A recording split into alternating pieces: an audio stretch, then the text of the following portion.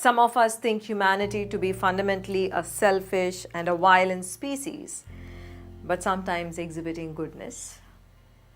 Some of us think to be fundamentally peaceful and a kind species, but at times exhibiting a dark side. What do you think? Humanity has both sides to its brain and consciousness. Humanity is what it nurtures. Sadly, over the turn of every millennium, we have witnessed humanity turn more and more violent and more separate. We are, like the rest of the natural world, wired for survival. Hence, fear, domination, ambition comes easily to us. But sadly, even after surviving and thriving well on this planet for over 2 million years, we have not moved to any higher purpose, even though we are gifted with a potential to evolve. Most people live lives filled with so much of mistrust, bitterness, hate for each other.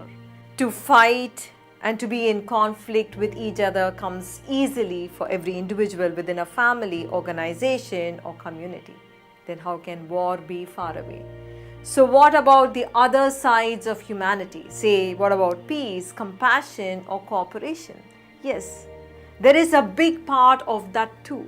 The greatest evolution in human brain happened only when we began to learn to connect.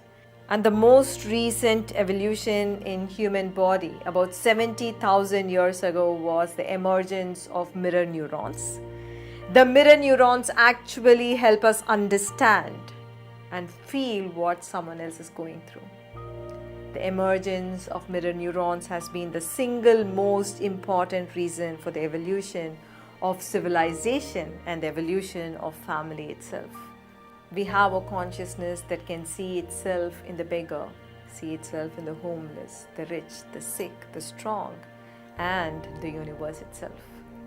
There is a part of our brain that supports these expanded states of consciousness, where sensitivity, delighting in another's happiness, and being moved by another's pain happens. How else do we explain the most surreal act of compassion from total strangers, from enemies in battle? How else can you explain so many young children at the front end of the global environment movement today? How else do you explain the total dedication and compassion of thousands and thousands of healthcare workers around the world during this COVID crisis? So we have in us the potential for both, to be the killer and the savior. The question is, which part of us do we want to awaken? Which part of us do we want to nurture?